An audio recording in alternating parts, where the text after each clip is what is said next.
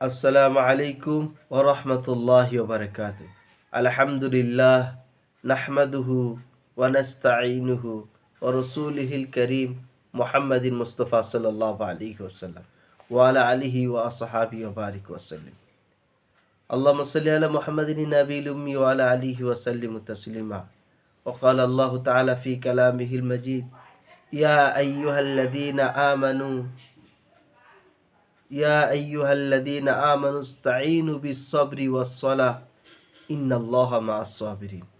আল্লাহ তাআলা তিনার পবিত্র কালাম মাজিদের মধ্যে বলছেন যে ওহে ঈমানদারেরা, তোমরা যারা ঈমান এনেছো, তোমরা নামাজের সাথে সাথে সবর,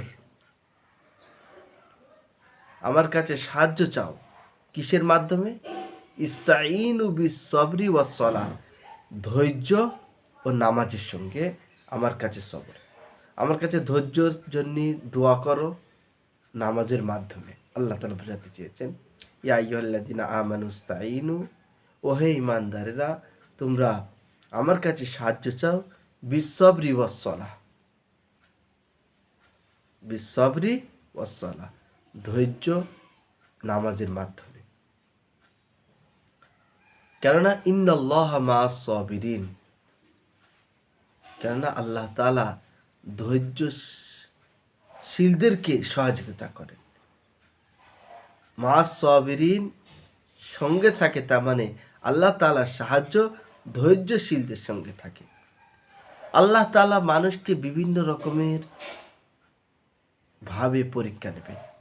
আল্লাহ তাআলা কোরআন মাজিদের মধ্যে বলছেন ওয়ালানাবলুওয়ান্নাকুম বিশাইইম মিনাল খাউফি ওয়াল জুই ওয়া নাকসিম মিনাল আমওয়ালি ওয়াল আনফুসি ওয়াস সামারাত ওয়া বাশশিরিস সাবিরিন, যে আমি ঈমানদারদেরকে পরীক্ষা নিব ক্ষুধা দিয়ে, অর্থাৎ রুজি রোজগারের অভাব দিয়ে,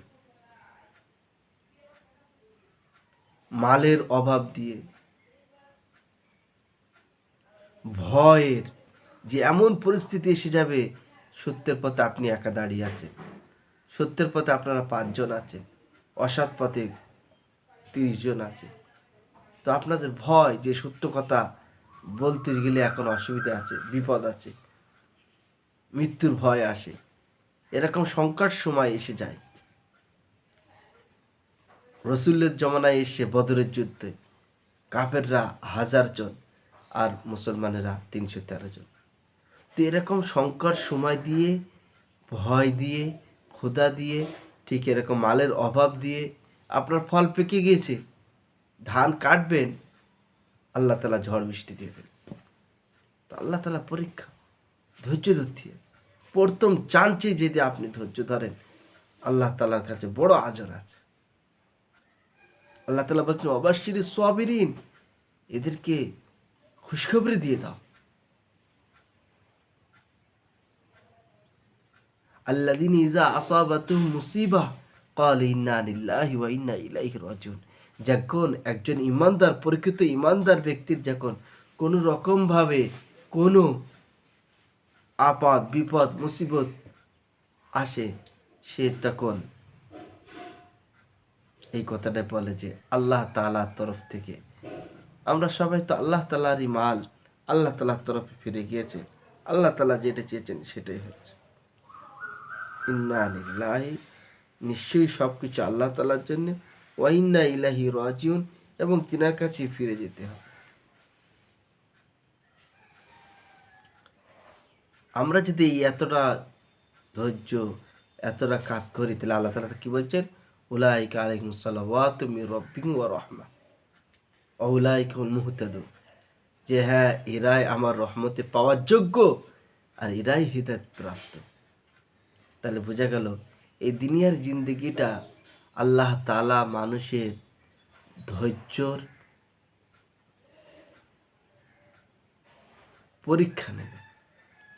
হাদিসের মধ্যে এসে নবী পাক সাল্লাল্লাহু আলাইহি ওয়াসাল্লাম বলছেন আর দুনিয়া ও মাউজাউল ইমতিহান, দুনিয়াটা হচ্ছে পরীক্ষার জায়গা, এখানে বদলা দেওয়ার জায়গা নাই।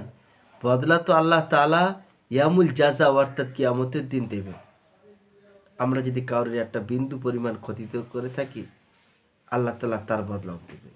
আমরা যদি কারোর কাছ এক টাকা মেরে থাকি, আল্লাহ তাআলা কিয়ামতের দিন তারে ডেকে নিয়েছে, তার কাছ থেকে ১ টাকা নিয়ে আমার দিয়ে দেবেন, আমার থেকে ১ টাকা নিয়ে ওকে দিয়ে দেবেন। এমনকি হাদিসের মধ্যে এসছে যে সমস্ত গরু ছাগলের শিং আছে আর যে সমস্ত গরু ছাগলের শিং নেই, যাদের শিং আছে তারা শিং দিয়ে গুঁতো মেরেছিল, কিয়ামতের দিন আল্লাহ তাআলা এই শিং নিয়ে ওর দেবেন, ওকে শিং তৈরি করবেন, একে বিনা শিং করবেন। কেন দুনিয়ায় গুঁতো মেরেছিল শিং দিয়ে, তো যার দুনিয়ায় শিং ছিল না তাকে শিং দেবেন নিজের কুদরতে, আর ওই শিং দিয়ে আবার একে বলবে তুমি গুঁতো মেরে নাও। ও গুঁতো মেরে নেবে, বলবে তুমি বারবার পেয়ে গেছো তোমার বদলা, বলে যে আমার প্রাপ্য আমি পেয়ে গেছি। তো এরকম আল্লাহ তাআলা ইয়াউমি জাযায় সেদিনকে মানুষকে বদলা দেবে। দুনিয়াটা হচ্ছে ইমতিহানের জায়গা। ইমতিহান আমাদেরকে পরিস্থিতি নিতে হবে এবং ইমতিহানটা আল্লাহ তাআলার কাছে সাহায্য যেতে হবে যে আল্লাহ তোমার পরীক্ষা দেওয়ার ক্ষমতা আমাদের মধ্যে নাই, কিন্তু তুমি আমাদেরকে সহযোগিতা করো, আমাদেরকে তুমি উত্তীর্ণ করো এবং তোমার রহমতের ছায়ায় আমাদেরকে জায়গা দিও। আমরা এইসব বিষয়ে যদি আল্লাহ তাআলার কাছে প্রত্যেকটা কাজে রুজু হই, ইনশাআল্লাহ আল্লাহ তাআলার সাথে আমাদের খুব গভীর সম্পর্ক হবে। কেন? আমরা জানি যে একটা মোবাইলে যদি হাজারো টাকা থাকে আর তাতে যদি টাওয়ার না থাকে, তাহলে মোবাইলটা কোনো কার্যকর না। আর যত ইমানদার বলে দাবি করবে যে বান্দা, যদি আল্লাহ সাল্লাহর সাথে সম্পর্ক না থাকে তাহলে তার মোবাইলের টাওয়ার নেই। আল্লাহ তাআলার সাথে সম্পর্ক কখন বুঝে যাবে? তার আল্লাহ তাআলা ফরজ হাকামের পাবন্দি আছে, প্রত্যেকটা কাজে আল্লাহ তাআলা স্মরণ করে যে আমি এই কাজটা করলে আমার আল্লাহ রাজি হবে না নারাজ হবে। আল্লাহ তাআলা নারাজ হবে আমি এই কাজ করব না, আল্লাহ তাআলা রাজি হবে আমি এই কাজ করব।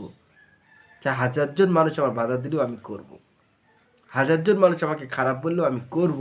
কেন? আমার আল্লাহ তাআলা সন্তুষ্ট হবে, রাজি হবে। আর যে কাজটা আল্লাহ তাআলা নারাজ হবেন, অসন্তুষ্ট হবেন, সে কাজ হাজারজন মানুষ করলেও আমি করব না। এটি হচ্ছে মোবাইলের টাওয়ার। আপনার ব্রেনের টাওয়ার আল্লাহ তাআলার সাথে জড়িয়ে আছে। বোঝা গেল যে মোবাইলে যেরকম টাওয়ার না থাকলেই পয়সা কোনো কাজে আসে না, হাজারো পয়সা থাকলেই একজন ঈমানওয়ালা যদি আল্লাহ তাআলার সাথে সম্পর্ক না থাকে তাহলে তারও কোনো কাজ নেই। ওই জন্য আমাদের জিন্দেগি আমরা তখনই বুঝতে পারবো যে আল্লাহ তাআলার সাথে আমাদের টাওয়ার আছে কিনা, আমাদের সম্পর্ক আছে কিনা, যদি আমরা ওদের প্রত্যেকটা কাজে আল্লাহ তাআলার স্মরণ থাকে, তাহলে আমরা বুঝতে পারবো যে আল্লাহ তাআলা আমাদেরকে ভালোবাসেন, তিনার রাস্তায় আমাদেরকে চালাচ্ছেন। আল্লাহ তাআলা আমাকে আপনাকে কবুল করুন, বলুন আমিন।